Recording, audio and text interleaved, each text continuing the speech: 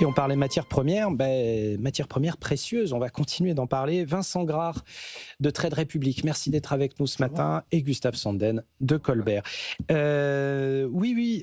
Matières premières très précieuses, ce sont les terres rares. Les terres rares, et on sent que c'est tout l'enjeu finalement de cette nouvelle passe d'armes là entre Donald Trump et Xi Jinping, parce que la Chine est en train, je le disais là en intro, de couper le robinet, enfin de fermer vraiment le robinet à terres rares, mais ça commence à se lire. Je regardais les chiffres officiels des autorités chinoises ce matin.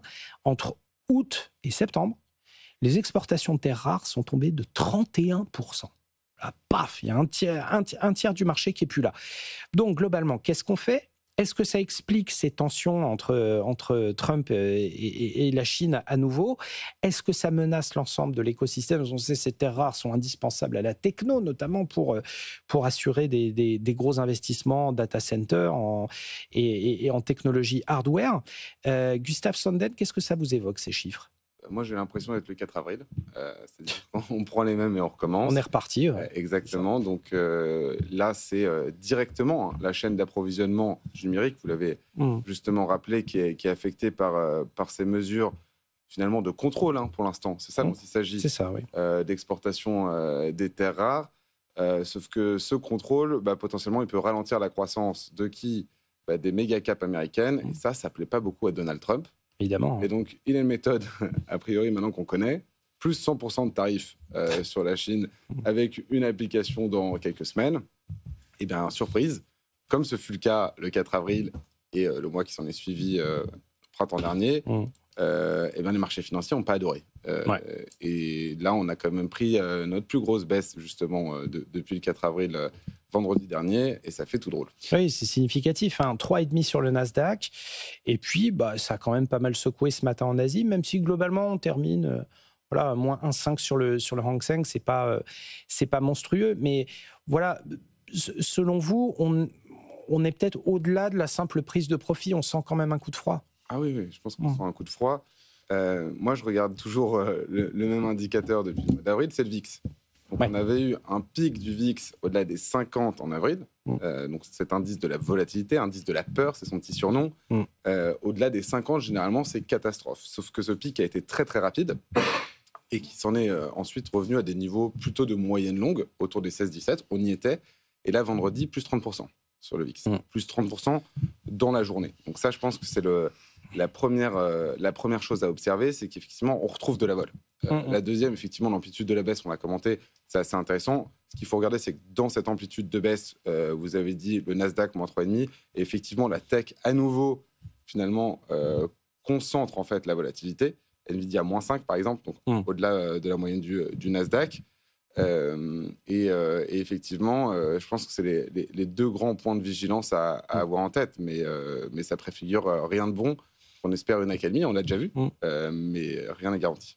Vincent Grard, oui, je vous voyais réagir sur la volatilité. Bon. Alors, déjà, peut-être un petit complément sur la partie terres rares. Au-delà des exportations de ces métaux, ils sont en train également de verrouiller les technologies d'exploitation et d'extraction de ces métaux-là. Donc, ils ne verrouillent pas uniquement le métaux en tant que tel, parce qu'évidemment, on peut en trouver autre part qu'en Chine sur la planète, mais ils verrouillent toutes les technologies qui permettraient à d'autres puissances d'en profiter. Donc, c'est un point quand même assez structurant. Et deuxièmement, tu mentionnais, Édouard, la partie du 4 avril. 4 avril, on en a parlé ici également, je pense, ensemble, le taco Trump. J'ai un peu l'impression que Trump est en train de refaire exactement comme en avril, de faire des tweets, des augmentations de droits de douane à des niveaux qui sont complètement prohibitifs, pour ensuite revenir en arrière. Et on a vu qu'il avait recommuniqué dans le week-end pour dire qu'au final, il n'avait pas envie de nuire à la Chine. Donc voilà, je me demande si c'est pas encore une fois un épisode de l'art du deal de Trump. Ah, là, on vous sent en opposition quand même. Alors, c'est vrai que j'ai vu des tas de tweets de petites voix caustiques de Wall Street dire bon, ça sent encore le coup de bourse. Il a dû prévenir ses copains, ceci, cela. Ouais, quand la Chine dit on va quand même aussi verrouiller les brevets d'exploitation des fameuses terres rares, ça va peut-être au-delà, oui, effectivement, du simple coup de bourse, on va dire.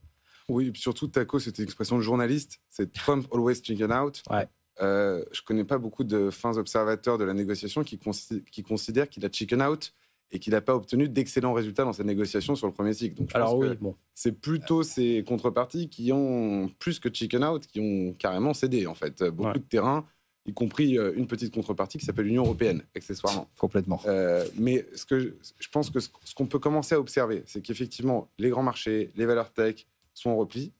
Ce qu'on peut aussi commencer à observer, c'est une re-hiérarchisation des actifs et des classes d'actifs.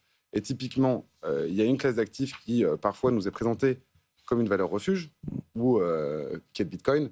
Et là, on voit effectivement quand même moins 560 milliards de valo évaporés vendredi. Et une grosse corrélation, finalement, Bitcoin et Nasdaq, valeurs technologiques. Alors que dans le même temps, les valeurs refuges dites traditionnelles, l'or et l'argent, eux, franchissent des records. Donc, il y a aussi une scission qui est en train de se passer sur le marché entre effectivement les métaux et les valeurs rares traditionnelles et tout ce qui est actif technologique de croissance, Bitcoin compris. Ça, c'est assez intéressant. Est-ce que ça ne serait pas un retour à la normale finalement ? La normale, je ne sais pas si on la connaît. Je ne sais plus si on la connaît encore. Enfin, une sorte de rééquilibrage. Et intéressant, je trouve, de voir effectivement ce point de divergence, parce que finalement, tous les actifs étaient en hausse conjointement. Et là, il y a un petit peu plus de hiérarchisation, justement, dans le choix des investisseurs. Alors, on parle d'une journée de bourse. Oui. Maintenant, il y a un facteur que vous retenez et que je trouve très intéressant. C'est, malgré les records du Nasdaq auxquels on a pu avoir droit en début de semaine dernière, etc., où tout allait bien, paradoxalement, les investisseurs, ils ont l'air de... Les gros investisseurs, ils ont l'air de plutôt quitter les États-Unis et de vouloir se décorréler à fond. On regardait, il y a de mémoire JP Morgan et ce matin Deutsche Bank qui conseillent surpondérer les actions européennes et on voit des fonds sortir des États-Unis, enfin plus se consacrer à d'autres zones. Et ça, selon vous, c'est peut-être un instant pivot qui est important. Disons que les ETF ont permis aux investisseurs de se diversifier à la base et de payer moins de frais. Le petit écueil, c'est que ça a aussi renforcé la concentration de ces mêmes indices. Et donc aujourd'hui, vous achetez un MSCI World ou un indice mondial, vous achetez à peu près 70% d'US. Et vous achetez 5% d'NVIDIA. Voilà. Déjà. Donc effectivement, il y a une double concentration, vous avez tout à fait raison, il y a une concentration géographique. Et dans la concentration géographique, il y a aussi une concentration sectorielle et localisée sur les États-Unis. On est dans des niveaux d'ailleurs, je n'ai pas envie de faire peur à tout le monde, mais globalement, le top 10% représente, le premier décile du S&P 500 représente 60% du S&P 500. La dernière fois que c'est arrivé, c'est en 2000. Et l'avant-dernière fois, c'était en 1928. Voilà. Donc, statistiques qui fâchent. Des statistiques qui fâchent un peu. Donc, en fait, déjà, d'un point de vue diversification, tout simplement, les investisseurs, logiquement, se tournent vers des indices hors US. Or, certains, les indices mondiaux ne suffisent plus à assurer cette diversification. C'est le premier élément. Deuxième élément, c'est aussi que en fait, tout est moins cher, tout simplement. Donc, avec un dollar qui perd... Vous avez un PI aux États-Unis qui tourne autour des 30, en Europe on est autour des 17, et en Chine on est autour des 10. Donc en fait, si on se dit, j'ai pas de conviction majeure, mais j'ai pas envie d'acheter trop cher, les US c'est pas forcément la meilleure option. Et le troisième facteur, et non des moindres, qui est lié à toute l'incertitude macroéconomique dont on vient de parler, c'est la devise. Là, on dit à tout le monde depuis quelques mois, les marchés sont au plus haut, les marchés américains sont au plus haut, ce que moi, je suis un petit porteur en France, dénominé en euros. J'ai fait plus 3, je comprends pas. C'est la moyenne qui va... Plus 17 devient plus 3. C'est ce qu'on m'a le plus posé sur les réseaux sociaux sur les 4 dernières semaines. Je ne comprends pas pourquoi mon MSCI World ne fait pas la même performance que l'indice. Alors, cela dit, à contrario, on pourrait considérer que justement cette ristourne sur les actifs américains due aux effets de devise, ça peut être une bonne occasion de se placer. Mais alors maintenant, ça on verra. Si on a envie de prendre la conviction, si on est un épargnant, investisseur... comme tout le monde, on peut aussi choisir de prendre un ETF qui est protégé contre les effets de devise. Ce qui est une alternative qui permet de se couvrir de ce risque-là et de se concentrer sur la performance brute des actions dans lesquelles on investit. Et ce qu'on conseille assez souvent, effectivement, dans